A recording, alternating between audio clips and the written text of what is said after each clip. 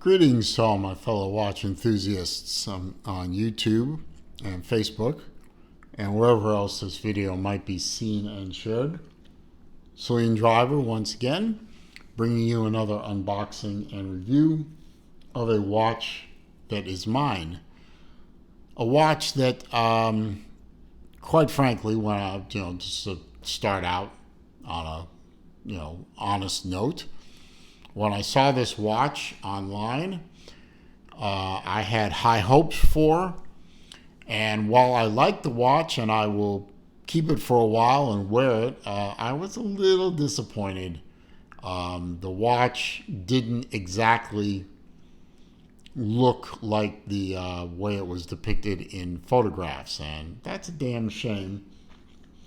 But fortunately, it doesn't really completely take away from the utility and the wearability of the watch, and I will explain that. But what I have here is a G-Shock. This is a Japanese domestic market, or JDM G-Shock. It is the GA-700CT-1A. And when I open it up and show you the watch, you will understand why I was initially attracted to the watch. This is called is part of what's called the City Camo series. It is designed for the urban outdoor watch enthusiast. When I think of urban outdoors, I think of those guys that, go look for abandoned subway tunnels and walk through them with a flashlight and a GoPro. That's that's what I think of when I think of an urban outdoors person. But comes in this very nice, very different G-Shock box. I've not seen a G-Shock in one of these cardboard boxes before. You open it up, and we'll get to that in a minute. You have a whole bunch of paperwork, including a quick start guide, which is jammed in down there, pretty good. Cover that up so the camera doesn't scan it. A card that's pretty much all in Japanese on one side and English on the other, giving you the opportunity to download a manual. And also there's the manual, but it's all in Japanese. So kind of useless for a poor dumb American like me. Oh, by the way, before I go much further, another new coin from the Random Rob group. This one is a G-Shock Square with the Random Rob logo on the other side. He's created this one for us. I'm not a big G-Shock fan, but I have owned my share of G-Shock Squares. And when he sent me this Flippers coin that you saw in a previous video and the Las Vegas coin, he also sent me this as well. So thank you to Random Rob for the generosity. But here's the GA-700CT-1A, or 1A, I should say. And you can see right away, if any one of you guys know me well enough, you know that I am a longtime fan of the Florida Gators, college football specifically, Florida Gators team. Their colors are orange and blue. I've been a fan of the Florida Gators since 1975. And when I saw the orange and blue camo on the dial, that big orange G-Shock logo on the top, I just had to.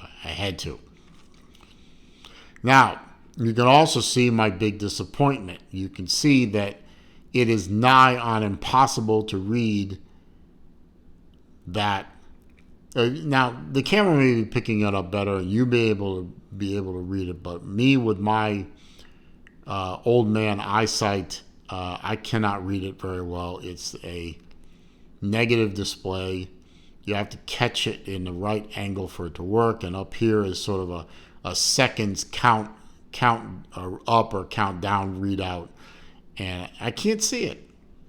And when you press the light, now I've seen G-Shocks with LED lighting that light up the whole bloody face. This is what you get.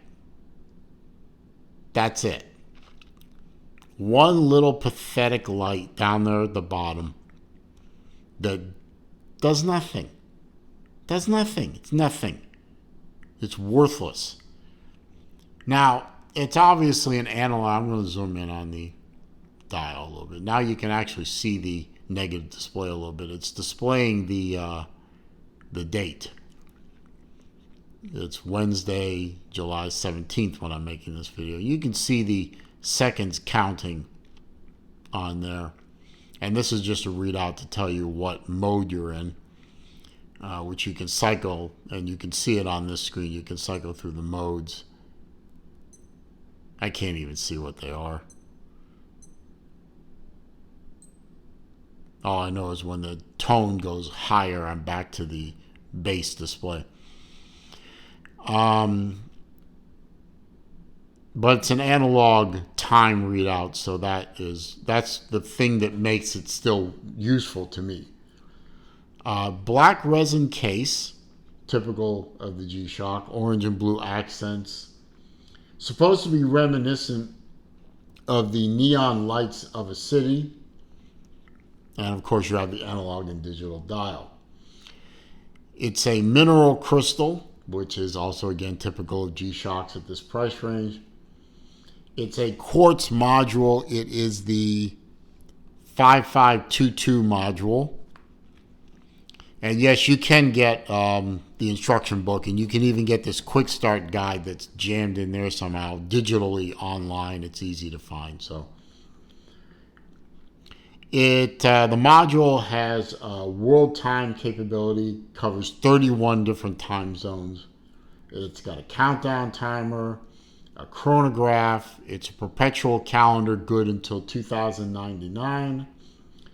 5 alarm capable LED light, which is again pathetic. And digital readouts for hours, minutes, seconds, month, day, and date. So very typical of a G-Shock with a digital module. This one happens to be the 5522. It is it's a big boy, as you can see. It's 57.5 millimeter length by 53.4, or is that a 9? I can't read my own handwriting. 53.4 millimeter wide, 18.4 millimeter thick, 200 meter water resistance. Now, as for the strap, you may notice this is not a G-Shock strap. This is actually from a company that I found a long time ago called Ritchie, R-I-T-C-H-E. I think I've done a video on them. It was a sponsored video on their straps. This is a standard 22 millimeter strap. This is the original strap right here, the plastic thing with the goofy proprietary lug setup. I once again went back to my friend over at Coco Dimension. That's a Etsy store that I bought several adapters from in the past. This is not a sponsored mention. I bought this. I think it was like $6 for the pair. He sells them in both the standard type adapter for spring bar, and also a NATO style adapter. You may remember he was the guy that designed the adapters for me for my Accutron DNA, so I could use standard straps on a really insane proprietary mounting system for their strap. And I sent him my watch, and he kept it for about a week, designed adapters for that. And the other nice thing about Coco Dimension, which is the last thing I'll mention about them, is they actually answer their emails, their messages, and they actually respond to you and will allow you to buy things from them. Other than that, other guys that sell adapters, J&K, who for some reason on their eBay store won't answer messages and won't allow me to buy adapters. I know other people can still buy adapters on there, but when I try and buy one, it says I'm blocked from buying. So, and I don't know why. And I've reached out to J&K multiple times to find out why, and they don't want to talk to me. So, the hell with them. I found a guy who does beautiful quality work, and yeah, he actually wants to take my money. On the back, you have the typical G-Shock information, the module up there, the model number, all the other information that's easy enough to find. I'm going to do a wrist shot of this watch.